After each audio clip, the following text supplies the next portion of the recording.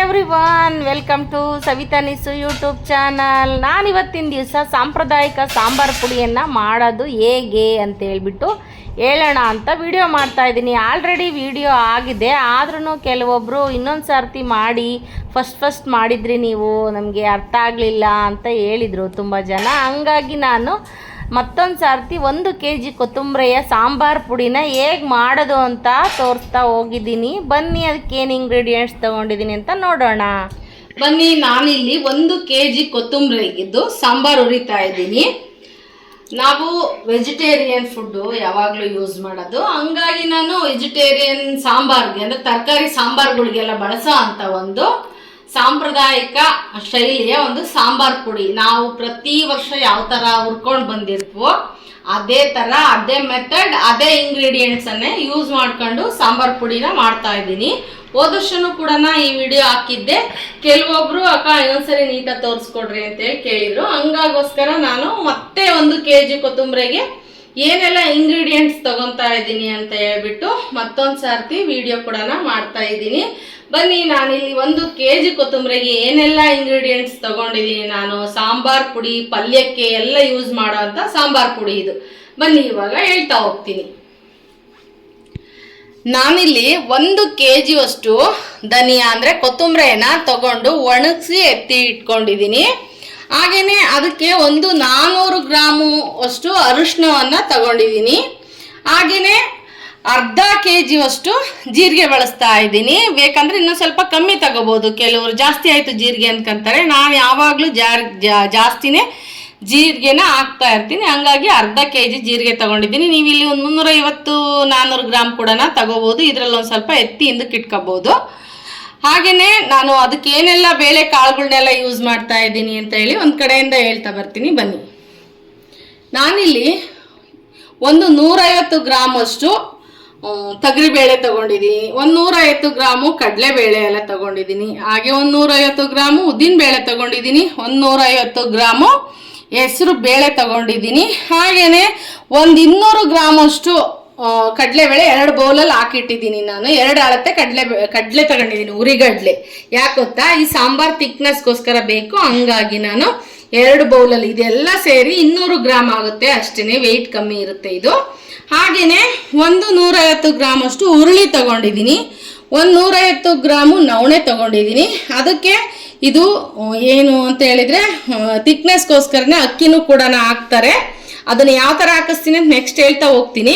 First ನಾನು ಇಲ್ಲಿ ಅಕ್ಕಿ ತಗೊಂಡಿದ್ದೀನಿ, ಇಲ್ಲಿ ತೊಳೆದು ಒಣಗಿಸಿದಂಥ ಅಕ್ಕಿ ಕೂಡ ತಗೊಂಡಿದ್ದೀನಿ. ನಾನು 2 ಬೌಲ್ ತಗೊಂಡಿದ್ದೀನಿ. ಅದಕ್ಕೆ ನಾನು ಏನು ಮಸಾಲೆ ಸಾಮಾನೆಲ್ಲ ಏನೇನು ತಗೊಂಡಿದ್ದೀನಿ ಅಂತೇಳಿ ಹೇಳ್ತಾ ಬರ್ತೀನಿ. ಮೊದಲಿಗೆ ಹೇಳೋದಾದರೆ, ನಾನು ಈ ಒಂದು ಗ್ಲಾಸಲ್ಲಿ ಇಷ್ಟು ಕಂಠದಾರಕ್ಕೆ ಅಂತ ಹೇಳ್ತಾರಲ್ಲ ಅಷ್ಟು 1 ಲೋಟ ಮೆಂತ್ಯ ತಗೊಂಡಿದ್ದೀನಿ. ಇದು ಒಂದು 50 ಗ್ರಾಮ್ಗಿಂತ ಒಂಚೂರು ಉಲ್ಟಾ ಇರ್ಬೋದು ಅಷ್ಟೇ. ಅದೇ 50 ಗ್ರಾಮ್ ಅಷ್ಟು ಸಾಸಿವೆ ಕೂಡ ತಗೊಂಡಿದ್ದೀನಿ. ಹಾಗೆಯೇ ನಾನು ಚಕ್ಕೆನೂ ಕೂಡ ಇಲ್ಲಿ ತೋರ್ಸೋದಕ್ಕೆ ದೊಡ್ಡದಾಗಿರೋದು ಇಟ್ಟಿದ್ದೀನಿ. ನಾನು ಆ್ಯಕ್ಚುಲಾಗಿ ಎಲ್ಲ ಮುರ್ಕೊಂಡಿದ್ದೀನಿ ಸಣ್ಣ ಪೀಸಾಗಿ. ಒಂದು 50 ಗ್ರಾಮ್ ಅಷ್ಟು ಚಕ್ಕೆನ ಇಲ್ಲಿ ಬಳಸ್ತಾ ಇದ್ದೀನಿ ನಾನು. ಒಂದು 50 ಗ್ರಾಮು ಲವಂಗ ಬಳಸ್ತಾ ಇದ್ದೀನಿ, ಒಂದು 50 ಗ್ರಾಮ್ ಏಲಕ್ಕಿ ತೊಗೊಂಡಿದ್ದೀನಿ. ಹಾಗೆಯೇ ಒಂದು 15 ಗ್ರಾಮ್ ಅಥವಾ 20 ಗ್ರಾಮ್ ಅಷ್ಟು ಒಣ ಶುಂಠಿ ಅಂತ ಹೇಳ್ತೀವಿ, ಸ್ವೀಟ್ಗೆಲ್ಲ ಪುಡಿ ಬಳಸ್ತೀವಲ್ವ, ಆ ಥರ ಒಣ ಶುಂಠಿ ತೊಗೊಂಡಿದ್ದೀನಿ. ಇಲ್ಲಿ ಜಾಕಾಯಲ್ಲಿ ಇದರಲ್ಲಿ 1/4 ಭಾಗದಷ್ಟು ಜಾಕಾಯನ್ನು ಜಜ್ಜಿ ಪುಡಿ ಮಾಡಿ ಹಾಕ್ತೀನಿ. ಹಾಗೆಯೇ ಒಂದು 50 ಗ್ರಾಮ್ ಮೆಣಸು ತೊಗೊಂಡಿದ್ದೀನಿ, 50 ಗ್ರಾಮ್ ಮರಾಠಿ ಮೊಗ್ಗು ತೊಗೊಂಡಿದ್ದೀನಿ. ಹಾಗೆ 1-2 ಚಕ್ರ ಮೊಗ್ಗು, ಚಕ್ರ ಹೂವು ಅಂತಲೂ ಹೇಳ್ತೀವಿ ನಾವು ಇದನ್ನು, ಆ ಥರದ್ದು 1-2 ಫ್ಲವರ್ ತೊಗೊಂಡಿದ್ದೀನಿ, ಸಾಕಷ್ಟೇ. ಹಾಗೆಯೇ ಪಲಾವ್ ಎಲೆ ಒಂದು 5-6 ಪಲಾವ್ ಎಲೆ ತೊಗೊಂಡಿದ್ದೀನಿ. ಕಲ್ಲು ಹೂವು ಅಂತ ಹೇಳ್ತೀವಿ ನಾವು ಇದನ್ನು ಅಷ್ಟೇ. ಒಂದು 10 ರೂಪಾಯಿ ತೊಗೊಂಡು ಬಂದರೆ ನಾವು ಒಂದು 5 ರೂಪಾಯಿದಷ್ಟು ಅಂದರೆ ಅರ್ಧದಷ್ಟು ಕಲ್ಲು ಹೂವು ಅಷ್ಟೇ ಹಾಕಬೇಕು. ಹಾಗೆಯೇ ಇದು ಜಾಪತ್ರೆ ಅಂತೇಳಿ ಸಂಪಿಗೆ ಹೂವಿನ ಥರ ಬರುತ್ತೆ, ಇದು ಡ್ರೈ ಆಗಿರೋಂಥದ್ದು, ಇದನ್ನು ಜಾಪತ್ರೆ ಅಂತ ಕರೀತಾರೆ. ಈ ಜಾಪತ್ರೆನೂ ಕೂಡ ಅಷ್ಟೇ 1-2 ಹೂವನ್ನು ಹಾಕಬೇಕು. ನಾನಿಲ್ಲಿ ಪುಡಿಗಳನ್ನ ಹಾಕ್ತಾ ಇದ್ದೀನಿ, 2 ಹೂವು ಮೆಜರ್ಮೆಂಟು. ಹಾಗೆಯೇ 50 ಗ್ರಾಮು ಗಸಗಸೆನೂ ಕೂಡ ಯೂಸ್ ಮಾಡ್ತಾ ಇದ್ದೀನಿ ಜೊತೆಗೆ. ಅದೆಲ್ಲ ಆದ ನಂತರ ಕೊನೆಗೆ ಮಾಡೋದೇನಪ್ಪ ಅಂತ ಹೇಳಿದರೆ ನಾವು ಕರ್ಬೇವಿನ ಸೊಪ್ಪು. ಇಲ್ಲಿ ನಿಮ್ಮ ಅದು ಇಷ್ಟದ ಮೇಲೆ ಹಾಕ್ಬೋದು ಕರ್ಬೇವಿನ ಸೊಪ್ಪು. ನಾನಿಲ್ಲಿ 1-1.5 ಕಟ್ಟು ಕರ್ಬೇವಿನ ಸೊಪ್ಪನ್ನು ನೆರಳಲ್ಲೇ ಒಣಗಿಸ್ಬಿಟ್ಟು ಡ್ರೈ ಮಾಡಿ ಇಟ್ಕೊಂಡಿರೋ ಅಂಥ ಕರ್ಬೇವಿನ ಸೊಪ್ಪಿದು ಇಷ್ಟನ್ನ ಕರ್ಬೇವಿನ ಸೊಪ್ಪು ಹಾಕ್ತಾ ಇದ್ದೀನಿ. ಬನ್ನಿ ಇದನ್ನೆಲ್ಲನೂ ಬಳಸ್ಕೊಂಡು ನಾವು ಒಂದು ಸಾಂಪ್ರದಾಯಿಕ ಸಾಂಬಾರನ್ನ ಮಾಡೋಣ. ಮತ್ತು ಫಸ್ಟ್ ಅರಿಶಿನ ಜಜ್ಕೋಬೇಕು, ಎಲ್ಲಾನು ಸ್ವಲ್ಪ ಪೀಸ್ ಚಿಕ್ಕ ಚಿಕ್ಕ ಪೀಸ್ಗಳಾಗಿ ಅದೊಂದು ಪೀಸನ್ನು ರೆಡಿ ಮಾಡ್ಕೊಂಡು ಇನ್ನೆಲ್ಲ ಇಂಗ್ರೀಡಿಯೆಂಟ್ಸ್ ಅನ್ನು ಉರಿಯೋಣ. ಬನ್ನಿ ಈಗ ನಾನೊಂದು ಪ್ಯಾನನ್ನು ಕಾಯೋದಕ್ಕೆ ಇಟ್ಟಿದ್ದೀನಿ. ಇದಾದರೆ ಚೆನ್ನಾಗಿ ಸಿಹಿಯೆಲ್ಲ ಒತ್ತಲ್ಲ, ಬಾಂಡ್ಲೆಗಳೆಲ್ಲ ಆದರೆ ತಳ ಹಿಡಿದು ಬಿಡುತ್ತೆ. ಹಂಗಾಗಿ ನಾನು ಒಂದು ಪ್ಯಾನನ್ನು ತಗೊಂಡಿದ್ದೀನಿ. ಇದನ್ನ ಹೀಟ್ ಮಾಡೋದಕ್ಕೆ ಇಟ್ಟಿದ್ದೀನಿ. ಸ್ವಲ್ಪನೇ ಕೊತ್ತಂಬರಿ, 1 kg ಕೊತ್ತಂಬರಿನ ಒಂದು 3-4 ಸರಿ ಸ್ವಲ್ಪ ಹಾಕೊಂಡು ಹುರ್ಕೊಳ್ಳೋಣ. ಒಂದು 1/4 kg ಅಷ್ಟು ಹಾಕೊಳ್ಳೋಣ. ಘಮ ಬರುತ್ತೆ, ಇದು ಒಂದು ಘಮ ಗೊತ್ತಾಗುತ್ತೆ ಉರಿಬೇಕಾದ್ರೆ. ಆ ಒಂದು ಘಮ ಬರೋವರೆಗೆ ನೀಟಾಗಿ ಉರಿಯೋಣ, ಸೀಸ್ಬಾರ್ದು. ಮತ್ತು ಅಸ್ಕ ಪಿಸ್ಕ ಅಂದರೆ ಅರೆಬರೆಯಾಗಿ ನಾವು ಉರಿಬಾರ್ದು. ಅದರಿಂದ ಒಂದು ಫ್ಲೇವರ್ ಬರುತ್ತೆ. ಆ ಟೈಮ್ ಬರೋ ತನಕ ಹುರ್ಕೊಂಡು ಒಂದು ಮರದಲ್ಲಿ ಹಾಕ್ಬಿಟ್ಟು ನಾವು ಅದನ್ನೊಂದ್ಸರಿ ಚಪ್ಪರಿಸಿ ಹಾಕಿದರೆ ಅದ್ರ ಡಸ್ಟ್ ಇದ್ರೆ ಹೊರಗೆ ಹೋಗುತ್ತೆ. ಇವಾಗ ಉರಿಯೋಣ, ಇದು ಒಂದು ಘಮ ಬರೋ ತನಕ. ನೋಡಿ ಈ ಥರ ಒಂದು ಘಮ ಬಂದು, ಇಷ್ಟು ಭಾಳ ಮೊಬ್ಬಾಗಬಾರ್ದು ಕೊತ್ತಂಬರಿ, ಈ ಥರ ಹುರಿಬೇಕು. ಇವಾಗ ಇದನ್ನು ಒಂದು ಏನು ಹೇಳ್ತೀವಲ್ಲ ಮರಗಳಿಗೆ ಹಾಕ್ಕೊಂಡು ಒಂದ್ಸರಿ ಚಪ್ಪರಿಸಿ ಹಾಕೋಣ. ಇವಾಗ ಆಗಿದೆ ಇದನ್ನು ತೆಕ್ಕೊಳ್ಳೋಣ. ಒಂದ್ಸರಿ ಇದನ್ನೊಂದ್ಸರಿ ಚಪ್ಪರಿಸ್ಕೋಬೇಕು. ಈ ಥರ ಎಲ್ಲ ನಾವು ಸರ್ತಿ ಹುರಿದ ನಂತರ ಎಲ್ಲ ಐಟಮ್ನು ಒಂದ್ಸರಿ ಹಿಂಗೆ ಚಪ್ಪರಿಸ್ಕೊಂಡ್ರೆ ಏನಾದರೂ ಕಡ್ಡಿಗಳಿದ್ರೆ ಅದೆಲ್ಲ ಸುಟ್ಟಿರುತ್ತಲ್ಲ ಫ್ರೈ ಆದಾಗ ಬರುತ್ತೆ ಹೊರಗಡೆ. ವೇಸ್ಟ್ ಎಲ್ಲನ ಹೀಗೆಲ್ಲ ನೋಡ್ಕೊಂಡು ಒಂದ್ಸರಿ ಹಾಕ್ಕೊಂಡ್ರೆ ಎಲ್ಲ ಕ್ಲೀನಾಗಿ ಶುದ್ಧ ಆಗುತ್ತೆ. ಇವಾಗ ಸ್ವಲ್ಪ ಇದನ್ನ ಹಾರಕ್ಬಿಟ್ಟು ಬೇರೆದೆಲ್ಲ ಉರಿಯೋಣ. ನೋಡಿ ಈಗ 1 kg ಕೊತ್ತಂಬರಿ ಎಲ್ಲ ನಾನು ಹುರಿದು ಇಟ್ಟಿದ್ದೀನಿ. ಬನ್ನಿ ಇವಾಗ ಒಂದೊಂದೇ ಬೇಳೆ ಕಾಳುಗಳನ್ನ ಉರಿಯೋಣ. ಫಸ್ಟ್ ನಾನು ತೊಗರಿ ಬೇಳೆ ಉರಿತಾ ಇದ್ದೀನಿ. ನೋಡ್ಕೊಂಡು ಉರಿಬೇಕು, ಸೀಸ್ಬಾರ್ದು ಯಾವುದನ್ನು. ಒಂದು ಘಮ ಬರುತ್ತೆ ಅಲ್ಲಿ ತನಕನೂ ಹುರ್ಕೋಬೇಕು. ಹುರಿದಿದ್ದೀನಿ, ಈ ಥರ ರೋಸ್ಟ್ ಮಾಡಿ, ಅಂದರೆ ಡಾರ್ಕ್ ಆಗಬಾರ್ದು ಭಾಳನ, ಒಂದು ಕಲರ್ ಹಿಂಗೆ ಬರಬೇಕು ಒಂದು ಸ್ವಲ್ಪ, ಆ ಥರ ಹುರಿದು ಹಾಕೋಣ. ಇವಾಗ ನೆಕ್ಸ್ಟ್ ಬೇಳೆನ ಹುರಿಯೋಣ. ಇವಾಗ ಕಡಲೆಬೇಳೆ ಹುರಿಯೋಣ.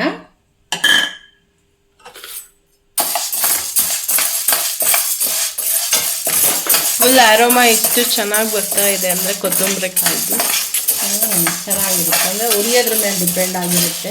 ಘಮ ಚೆನ್ನಾಗಿ ಸಾಂಬಾರು ಹುರಿದಾರೆ ಅಂದರೆ ಮೊದಲೆಲ್ಲ ಒಂದು ಅರ್ಧ ಊರಿಗೆ ವಾಸನೆ ಹೋಗೋದಂತೆ. ಯಾರ ಮನೆಗೂ ಸಾಂಬಾರು ಹುರಿತಾರೆ, ಯಾರ ಮನೆಗೂ ಸಾಂಬಾರು ಹುರಿತಾರೆ ಅಂತ ಆ ಥರ ಬರಬೇಕು ವಾಸನೆ. ಈಗಿನ ಒಂದು ಇಂಗ್ರೀಡಿಯೆಂಟ್ಸ್ಗಳು ಸ್ವಲ್ಪ ವಾಸನೆ ಘಮ ಕೊಡೋದು ಕಮ್ಮಿನೇ, ಆದರೂ ಗೊತ್ತಾಗುತ್ತೆ. ಒಂದು ಲೈನು ಮನೆಗಾದ್ರೂ ಗೊತ್ತಾಗುತ್ತೆ ಸಾಂಬಾರು ಹುರಿತಿದ್ದಾರೆ ಯಾರ್ದೋ ಮನೆಯಲ್ಲಿ ಅಂತ, ಅಷ್ಟಂತ ಗೊತ್ತಾಗುತ್ತೆ. ಅದರಲ್ಲೇ ಹೆಸರು ಮಾಡಿದೆಯಲ್ಲ ನಮ್ಮ ದೇಶ, ಸಾಂಬಾರು ಪದಾರ್ಥಗಳಿಗೆ ಮಾಡಿಸಿದಂಥ ದೇಶ ಅಲ್ವಾ ನಮ್ಮದು ಮಸಾಲ ಐಟಮ್ ತುಂಬ ಜಾಸ್ತಿ ಗ್ರೋ ಮಾಡ್ತೀವಿ ನಮ್ಮ ಇಂಡಿಯಾದಲ್ಲಿ. ನಮ್ಮಿಂದನೇ ಬೇರೆ ಕಡೆಗೂ ಹೋಗೋದಲ್ಲ. ಆಸೆಗೆ ತಾನೇ ಬ್ರಿಟಿಷರು ಬಂದು ನಮ್ಮ ಭಾರತ ಸೇರಿದ್ದು ಆ ವಾಸನೆಗೆ, ಆ ಒಂದು ಘಮಕ್ಕೆ ಅವ್ರಿಗೆ ತಗೊಂಡು ಹೋಗೋದಕ್ಕೋಸ್ಕರ.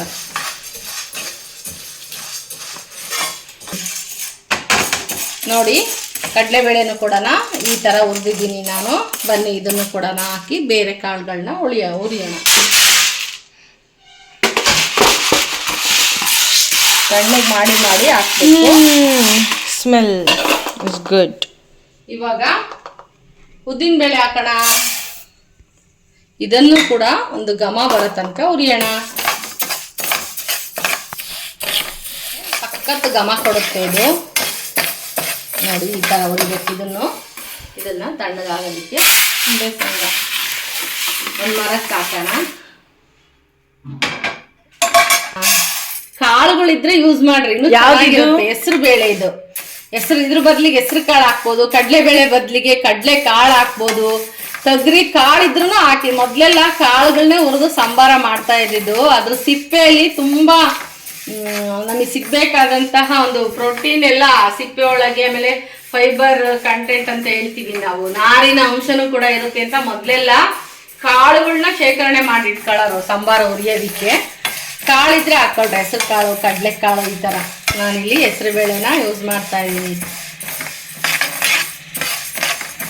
ನೋಡಿ ಹೆಸರು ಬೇಳೆ ಈ ಕಲರ್ ಬರೋ ಥರ ಹುರಿದಿದ್ದೀನಿ. ಇದು ಆ್ಯಕ್ಚುಲಾಗಿ ಹಳದಿ ಕಲರ್ ಇರೋದು. ಇವಾಗ ನೋಡಿ ಗೊತ್ತಾಗ್ತಿರ್ಬೋದಲ್ಲ ಒಳಗಡೆ ನೀವು. ಈ ಥರ ಹುರಿದು ಇದನ್ನು ಕೂಡ ತಣ್ಣಗಾಗೋದಕ್ಕೆ ಮರಕ್ಕೆ ಹಾಕೋಣ.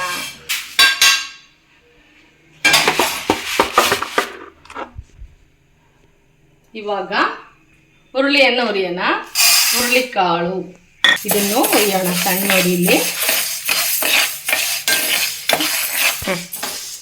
ನೋಡಿ ಇವಾಗ ಹುರುಳಿ ಚಪ್ಪಟೆಯಾಗಿರುತ್ತೆ, ಕಾಳು ಹುರಿದಾಗ ಡುಣ್ಣಕ್ಕಾಗಿರುತ್ತೆ.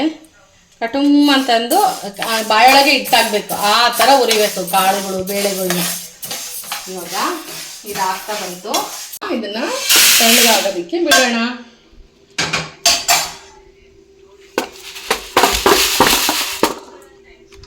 ಇವಾಗ ನವಣೆ ಹುರಿಯೋಣ. ನವಣೆ ಇದು ಕೂಡ ಒಂದು ಚಟ್ಪಟ ಅನ್ನತ್ತೆ. ಮತ್ತು ಚೆನ್ನಾಗಿ ಉರಿ ಬಂದಾಗ ಅಲ್ಲಿ ತನಕ ಹುರಿಯೋಣ. ನೋಡಿ ನವಣೆನ ಕೊಡೋಣ, ಎಷ್ಟು ಚೆನ್ನಾಗಿ ರೋಸ್ಟ್ ಆಗಿದೆ ನೋಡಿ. ಕೂಡ ತಣ್ಣಗಾಗೋದಕ್ಕೆ ಬಿಡೋಣ. ಇವಾಗ ಅಕ್ಕಿ ತೊಗೊಂಡಿದ್ವಲ್ಲ, ಇದರಲ್ಲಿ 2 ಬೌಲ್ ಅಕ್ಕಿನೂ ಕೂಡ ಹುರಿದು ಹಾಕ್ಕೊಳ್ತೀನಿ. ಚೆನ್ನಾಗಿ ಕಮ್ಮು ಹುರಿಬೇಕು, ಸೀಬಾರ್ದು, ಚೆನ್ನಾಗಿ ಫ್ರೈ ಆಗಬೇಕು. ನೋಡಿ ಅಕ್ಕಿನ ಈ ಥರ ಹುರಿದಿದ್ದೀನಿ ನಾನು, ಗೋಲ್ಡನ್ ಬ್ರೌನ್ ಲೈಟಾಗಿ ಬರಬೇಕು, ಆ ಥರ ಹುರಿದಿದ್ದೀನಿ. ಇವಾಗ ಬನ್ನಿ ಜೀರಿಗೆ ಹುರಿಯೋಣ. ನಾನಿಲ್ಲಿ ಒಂದು ಅರ್ಧ kg ಜೀರಿಗೆ ತೊಗೊಂಡಿದ್ದೀನಿ. 2 ಸಾರಿ ಹುರ್ಕೊತೀನಿ. ಇದನ್ನು ಒಂದು ಕಾಲು kg ಒಂದೊಂದು ಸರಿ ಅನ್ನಂಗೆ ಹುರ್ಕೊತೀನಿ. ಭಾಳ ಹುರಿಯೋಂಗಿಲ್ಲ ಇದನ್ನು. ಒಂದು ಚೂರು ಘಮ ಬಂತು ಅಂದ ತಕ್ಷಣ ತೆಗ್ದುಬಿಡ್ಬೇಕು ಇದನ್ನು.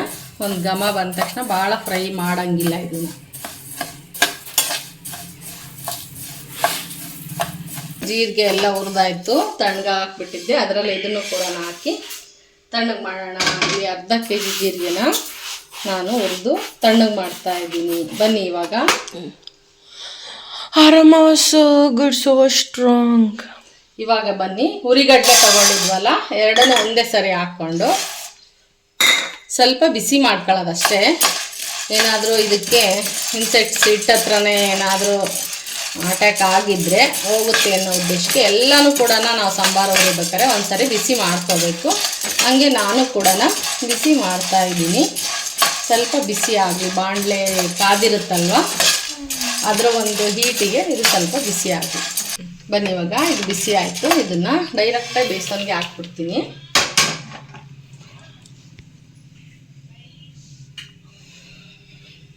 ನೆಕ್ಸ್ಟ್ ನಾವು ಮರಾಠಿ ಮಗ್ಗು, ಮೆಣಸು, ಹಾಗೆ ಚಕ್ರ ಮಗ್ಗು ಅಥವಾ ಹೂವು ಅಂತ ಹೇಳ್ತೀವಿ ಇದನ್ನು. ಅದನ್ನೆಲ್ಲ ಕೂಡ ಸಣ್ಣ ಉರಿಲಿನೇ ಬಿಸಿ ಮಾಡ್ಕೊತಾ ಇದ್ದೀನಿ. ಹಾಗೆ ಇದನ್ನು ಸಣ್ಣದಾಗಿ ಸ್ವಲ್ಪ ಪೀಸು ಕೂಡ ಕೈಯಲ್ಲಾದರೆ ಮುರ್ಕೊಳ್ರಿ, ಇಲ್ಲ ಅಂದರೆ ಒಂದು ಬಟ್ಟೆ ಮೇಲೆ ಹಾಕಿ ಒಂದು ಹೆವಿ ಕಲ್ಲು ಅಥವಾ ಗುಂಟು ಕಲ್ಲು ಅಂತೀವಿ, ಆ ಥರದ್ರಲ್ಲಿ ಜಜ್ಕೊಂಡು ಹಾಕಿದರೆ ಎಲ್ಲದಕ್ಕೂ ಚೆನ್ನಾಗಿ ಮಿಕ್ಸ್ ಆಗುತ್ತೆ. ಸ್ವಲ್ಪ ಬಿಸಿ ಮಾಡ್ಕೊಳ್ಳೋಣ ಸಣ್ಣ ಉರಿಲಿನೇ. ನೋಡಿ ಇವಾಗ ಇದು ಫ್ರೈ ಆಯಿತು. ಘಮ ಬರ್ತಾ ಇದೆ, ಸಖತ್ ಹೆವಿ ಘಮ ಇದೆ. ಈ ಹೂವು ಇದೆಯಲ್ಲ ಫ್ಲವರು, ಅದ್ರ ಸಖತ್ ಸ್ಮೆಲ್ ಆಗಿರುತ್ತೆ. ಹಂಗಾಗಿ ಅದನ್ನು ನಾವು ಲೋ ಕ್ವಾಂಟಿಟಿಯಲ್ಲೇ ಯೂಸ್ ಮಾಡಬೇಕು. ಈಗ ಬನ್ನಿ ಏಲಕ್ಕಿ, ಲವಂಗ 2 ಬಿಸಿ ಮಾಡ್ಕೊತಾ ಇದ್ದೀನಿ. ಸಣ್ಣ ಉರಿಯಲ್ಲೇ ಮಾಡ್ಕೊತಾ ಇದ್ದೀವಿ. ಶುಂಠಿ ಸ್ವಲ್ಪ ಮೈನೊಯ್ಸ್ಕೊಳ್ಳೋಣ, ಒಣ ಶುಂಠಿನ.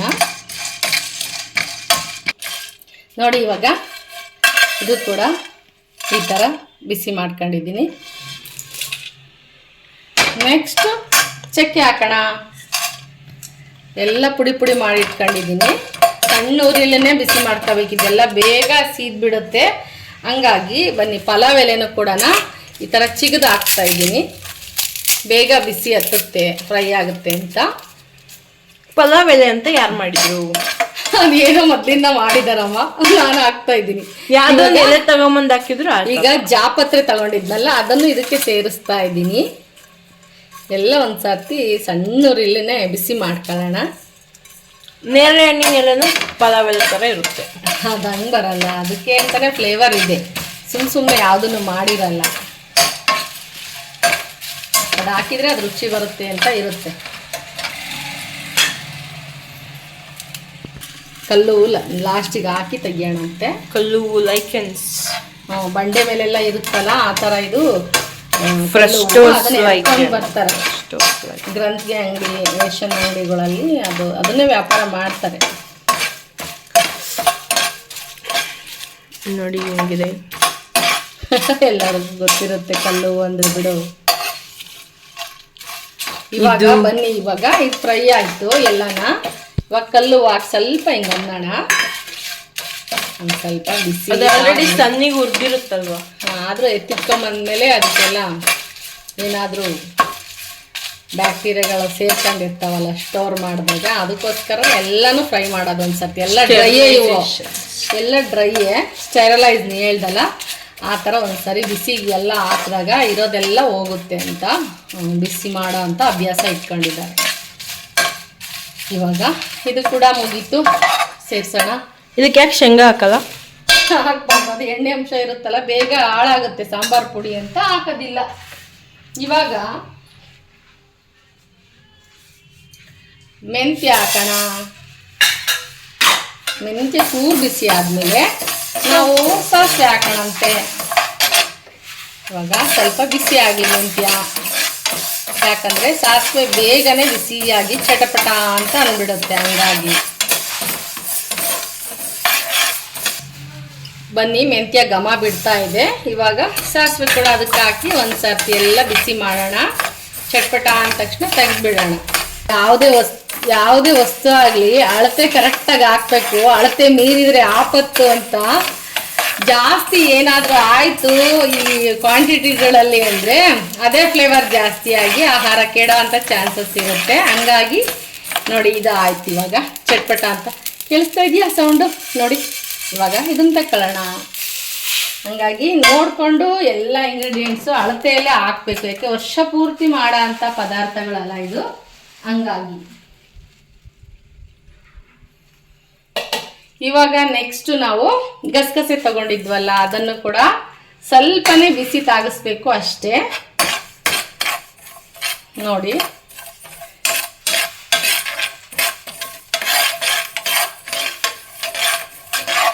ಗಸಗಸೆ ಪಾಯಸ ಯಾವಾಗ ಮಾಡ್ತೀಯ? ಬಾಯಿ ಉಣ್ಣಾದಾಗ, ಹೀಟ್ ಜಾಸ್ತಿ ಆದಾಗ, ಚಳಿ ಜಾಸ್ತಿ ಆದಾಗ ಅದನ್ನ ಮಾಡೋದು ಜಾಸ್ತಿ. ಮಾಡೋಣ, ಅದಕ್ಕೇನಂತೆ ಗಸಗಸೆ ಪಾಯಸ. ಗಸಗಸೆ ಕೇಳಿ ಗಸಗಸೆ ಪಾಯಸ ಯಾವ್ದೋ ಫಿಲಮ್ ಅಲ್ಲಿ ಬರುತ್ತಲ್ಲ, ಸೂರ್ಯವಂಶ. ಗಸಗಸೆ ಪಾಯಸ. ಇವಾಗ ಇದು ಆಗಿದೆ ನೋಡಿ, ಚಟ್ಪಟ ಅಂತಿದೆ. ಹೌದಾ? ಬರ್ತೀವಿ. ಇವಾಗ ಸೇರ್ಸೋಣ. ನೆಕ್ಸ್ಟ್ ಬಂದು ನಾವು ಕರ್ಬೇವಿನ ಸೊಪ್ಪು ತಗೊಂಡಿದ್ವಲ್ಲ, ಆಲ್ರೆಡಿ ಫ್ರೈ ಆಗಿದೆ. ಒಂದ್ಸಾರಿ ಬಿಸಿ ಮುಟ್ಸೋಣ ಇದಕ್ಕೂ ಕೂಡ. ನೋಡಿ, ಸೌಂಡ್ ಕೇಳಿಸ್ತಾ ಇದೆಯಾ? ಆಲ್ರೆಡಿ ಡ್ರೈ ಆಗಿರೋ ಅಂಥ ಕರ್ಬೇವಿನ ಸೊಪ್ಪಿದು. ಒಂದ್ಸಾರಿ ಶಾಖ ಮುಟ್ಸೋಣ ಇದಕ್ಕೆ. ಬಿಸಿ ಬಿಸಿ ಇರುವಾಗ್ಲೇ ಸ್ವಲ್ಪ ತಣ್ಣಗೆ ಮಾಡಿಕೊಂಡು ಅವತ್ತಿನ ದಿವಸನೇ ಫ್ರೆಶ್ ಆಗಿ ಜಿನ್ ಮಾಡಿಸಿದ್ರೆ ಘಮ ಹಾಗೇನೆ ಇರುತ್ತೆ. ಅದನ್ನ ಹಂಗೇನೆ ಜರಡಿ ಮಾಡಿಬಿಟ್ಟು ಒಂದು ಕಂಟೈನರ್ಗೆ ಹಾಕಿಟ್ಕೊಂಡ್ರೆ ವರ್ಷ ಪೂರ್ತಿ ಘಮ ಸಾಂಬಾರು ಪುಡಿದು ಫ್ರೆಶ್ ಥರನೇ ಇರುತ್ತೆ. ಅಂದರೆ ಕೈಯೆಲ್ಲ ಮುಟ್ಟಬಾರ್ದು, ಒಂದು ಸ್ಪೂನಲ್ಲೇ ಎತ್ಕೋಬೇಕು ಸಾಂಬಾರು ಪುಡಿ ಯಾವಾಗಲೂ. ಲಾಸ್ಟಿಗೆ ಏನೆಲ್ಲ ಎಂಡಿಗೆ ಹಾಕಿ ನಾನು ಜಿನ್ ಮಾಡಿಸ್ತೀನಿ ಅಂತಲೂ ಕೂಡ ಹೇಳ್ತೀನಿ, ಯಾವ ಥರ ಮಾಡಿಸ್ತೀನಿ ಅಂತ. ಇವಾಗ ನೋಡಿ, ಇದು ಬಿಸಿ ಆಗಿದೆ ಕರಿಬೇವು, ಸಾಕು. ಇದರೆಲ್ಲ ಬಿಸಿಗೂ ಇನ್ನೊಂದು ಸ್ವಲ್ಪ ಬಿಸಿ ಆಗುತ್ತೆ. ಹಂಗಾಗಿ ಒಂದು ಸರಿ ಏನೆಲ್ಲ ಮಾಡ್ಕೊಂಡಿರ್ತೀವ ಇದೆಲ್ಲ ಒಂದು ಸ್ವಲ್ಪ ಮಿಕ್ಸ್ ಮಾಡಿದರೆ ಹಾರ್ಕೊಳ್ಳುತ್ತೆ, ಜೀರಿಗೆನೂ ಹಾಕ್ಬಿಡ. ಇವಾಗ ಬನ್ನಿ, ಮಿಕ್ಕಂಥ ಸಾಂಬಾರು ಉರಿಯೋದು ಏನಿದೆ ಅಂದರೆ ಟೆಂಟಡಾಯ್ ಅರಿಶಿನ. ಇದನ್ನು ಕೂಡ ಸಣ್ಣ ಉರಿಲಿನೇ ಹುರ್ಕೋಬೇಕು, ದಪ್ಪ ದಪ್ಪಾಗಿರೋದು ಹಾಕೋಬೇಕು. ಹಿಂಗೆಲ್ಲ ಮಾಡ್ಕೊಂಡು, ಯಾಕೆಂದರೆ ಕುಟ್ಕೊಂಡಾಗ ಪುಡಿ ಬಂದಿರುತ್ತಲ್ಲ, ಬೇಗ ಸೀದ್ಬಿಡುತ್ತೆ. ಹಂಗಾಗಿ ನಾವು ಈ ಥರ ಹೋಳನ್ನೇ ಫಸ್ಟು ಹುರ್ಕೋಬೇಕು, ಸಣ್ಣ ಉರಿ ಮಾಡ್ಕೊಂಡಿರಬೇಕು. ಇವಾಗ ನೋಡಿ, ಅರಿಶಿನ ಎಲ್ಲ ಗಟ್ಟಿ ಗಟ್ಟಿ ಇರೋದೆಲ್ಲ ಹಾಕ್ಕೊಂಡು ಸ್ವಲ್ಪ ಫ್ರೈ ಮಾಡ್ತೀನಿ. ನಂತರ ಈ ಪುಡಿ ಬಂದಿರುತ್ತಲ್ಲ ಲಾಸ್ಟಿಗೆ ಹಾಕಿ ಬಿಸಿ ಮಾಡೋಣ. ಅದರೊಟ್ಟಿಗೆ ಶುಂಠಿ ಹಾಕ್ತೀನಿ. ಹಾಗೆ ನೋಡಿ, ಜಾಕಾಯಿ ಕುಟ್ಕೊಂಡಲ್ಲ ನಾನು, ಜಾಕಾಯನ್ನು ಕುಟ್ಕೊಂಡೆ ಬಟ್ಟೆ ಮೇಲೆ. ಅದ್ರದ್ದು ಏನು ಬರೀ ಪುಡಿ ಪೀಸ್ ಬಂದಿದೆಯಾ ಇಷ್ಟು ಮಾತ್ರ ಹಾಕ್ತೀನಿ, ಕಾಲು ಭಾಗ. ಒಂದು ಜಾಕಾಯಿ ತೋರಿಸಿದ್ನಲ್ಲ ನಿಮಗೆ, ಅದರಲ್ಲಿ ಕಾಲು ಭಾಗದಷ್ಟು ಹಾಕ್ತೀನಿ ನಾನು. ಇದೆಲ್ಲ ವಸ್ತುಗಳನ್ನ ಮನುಷ್ಯನಿಗೆ ತುಂಬ ಅವಶ್ಯಕತೆಯಾಗಿ ದಿನನಿತ್ಯದ ಬಳಕೆಯಲ್ಲಿ ಬೇಕು. ಪಿಂಚಾಪ್ ಆದರೂ ಹೊಟ್ಟೆ ಒಳಗೆ ಹೋಗಬೇಕು ಅನ್ನೋ ಉದ್ದೇಶದಿಂದ ಈ ಸಾಂಬಾರು ಪುಡಿನ ಕಂಡು ಹಿಡ್ದಿದ್ದಾರೆ. ಇವೆಲ್ಲನೂ ನಮಗೆ ರೋಗಗಳನ್ನ ನಿಯಂತ್ರಣ ಮಾಡ್ತವೆ. ನಮ್ಮ ಪರ್ಸ್ನಲ್ ಬಾಡಿ ಆರ್ಗನ್ಸ್ಗಳಿಗೆಲ್ಲನೇ ಇವೆಲ್ಲ ಸಾಂಬಾರು ಪದಾರ್ಥಗಳಿಂದ ಒಂದೊಂದು ಶಕ್ತಿ ಬಿಡುಗಡೆ ಆಗುತ್ತೆ. ಹಂಗಾಗಿ ನಮಗೆ ಮಾಡಿರ್ತಾರೆ. ಅರಿಶಿನ ನಮಗೆ ಆ್ಯಂಟಿ ಏಜೆಂಟ್ ಆಗಿ ನಮಗೆ ಕೆಲಸ ಮಾಡುತ್ತೆ. ಹಾಗೆಯೇ ಆಂಟಿಸೆಪ್ಟಿಕ್ ಏನಾದರೂ ಇದ್ದರೆ ಇದು ದೂರ ಮಾಡುತ್ತೆ ಅಂತ. ಕರಿಬೇವು ಎಲ್ಲನೂ ಕೂಡ ನಮಗೆ ಕ್ಯಾಲ್ಸಿಯಂ, ಸ್ಮೆಲ್ ಎಷ್ಟು ಚೆನ್ನಾಗಿ ಬರ್ತಿದೆ ಟರ್ಮರಿಕ್. ಆಮೇಲೆ ಜಾಕಾಯಿ ಕೂಡ ಅಷ್ಟೇ, ಮೈಗ್ರೇನ್ ಇರೋ ಅಂಥವ್ರಿಗೆ, ತಲೆನೋವಿಗೆ, ವಾಕರಿಕೆ ಬರೋರಿಗೆ ಜಾಕಾಯಿ ಯೂಸ್ ಮಾಡ್ತೀವಿ. ಜಾಪತ್ರೆ ಎಲ್ಲ ಅಷ್ಟೇ. ಹಾಗೆ ಏಲಕ್ಕಿ, ಲವಂಗ, ಒಣ ಶುಂಠಿ ಇವೆಲ್ಲ ಮನುಷ್ಯನಿಗೆ ತುಂಬ ಅವಶ್ಯಕವಾಗಿ ಬೇಕಾಗಿರೋಂಥ ವಸ್ತುಗಳು. ಹಂಗಾಗಿ ದಿನನಿತ್ಯ ಬಳಸಲಿ ಅಂತ ಈ ಸಾಂಬಾರು ಪದಾರ್ಥನ ಬಳಕೆ ಮಾಡೋದು ಅಭ್ಯಾಸ ಮಾಡ್ಕೊಂಡಿದ್ದಾರೆ. ಇವಾಗ ನೋಡಿ ಪುಡಿ ಇತ್ತಲ್ಲ ಅದನ್ನು ಕೂಡ ನಾನು ಸೇರಿಸ್ಕೊಂಡೆ.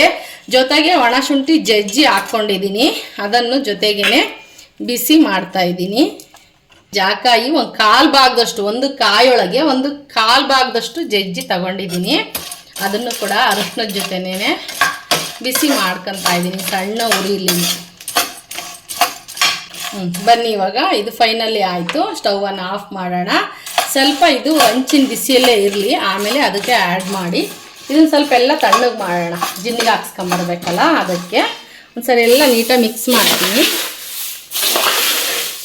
ಕೈಯಲ್ಲಿ ಒಂದ್ಸರಿ ಮಾಡೋಣ. ಎಲ್ಲ ತಣ್ಣಗಾಗಿದೆ ಇದು, ಹಂಗಾಗಿ ನೋಡಿ ಇಷ್ಟ ಆಗಿದೆ. ಕಲರ್ಫುಲ್ಲಾಗಿ ಇದಕ್ಕಿನ್ನು ಉರುಳಿ ಆಮೇಲೆ ನವಣೆ ಅಕ್ಕಿ ಹಾಕಿದರೆ ಅದೊಂದು kg ಆಗಿಬಿಡೋದು 3 ಸೇರಿ.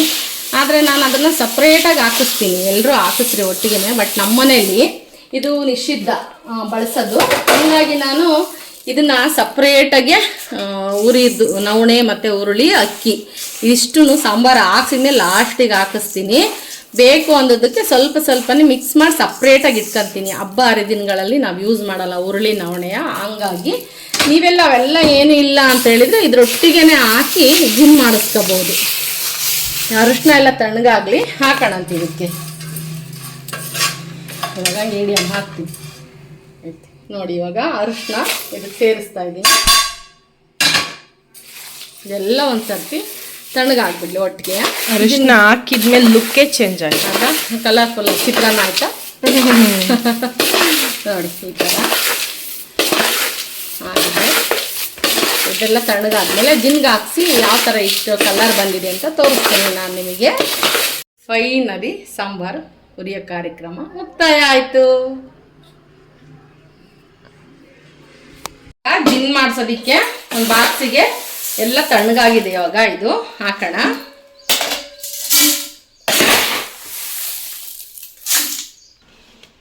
ನೋಡಿ ಇಷ್ಟ ಆಗಿದೆ.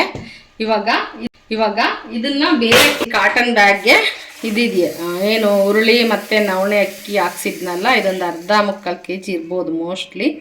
ಇದನ್ನು ಲಾಸ್ಟ್ ಸಾಂಬಾರೆಲ್ಲ ಹಾಕಿದ ನಂತರ ಲಾಸ್ಟಿಗೆ ಇದನ್ನು ಹಾಕಿ ಇದನ್ನು ಬೇರೆ ಕವರಲ್ಲಿ ಇಟ್ಕೊಳ್ಳೋಣ. ಹಾಗಾಗಿ ಇದನ್ನು ಸಪ್ರೇಟಾಗಿ ತಗೊಂಡು ಹೋಗ್ತಾ ಇದ್ದೀನಿ. ನೋಡಿ ಇಷ್ಟ ಆಗಿದೆ. ಒಂದು ಅರ್ಧ kg ಇರ್ಬೋದು ಮೋಸ್ಟ್ಲಿ. ಇದ್ರೊಳಗೆ ಇಟ್ಕೊಳ್ತೀನಿ. ಇವಾಗ ಇದನ್ನ ಹಾಕ್ಸ್ಕೊಂಡು ಬರೋಣ.